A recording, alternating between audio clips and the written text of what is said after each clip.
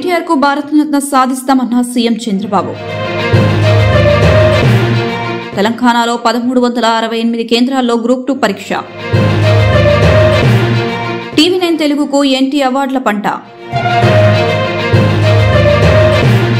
త్వరలోనే బాధిత కుటుంబాన్ని కలుస్తామన్న అల్లు అర్జున్.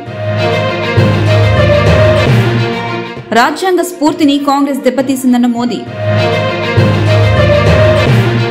గోవాలో ఈడీ అధికారులపై క్యాసినో నిర్వాహకుల దాడి. రిజర్వేషన్ల విధానంలో మార్పులకు వీలులేదన్న అమిత్ షా.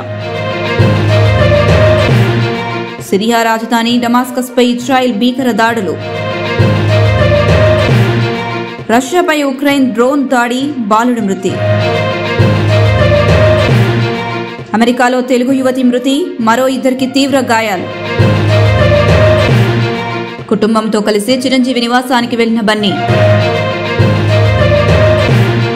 తనకు అండగా నిలిచినందుకు కృతజ్ఞతలు చెప్పేందుకు వెళ్లిన అల్లు అర్జున్.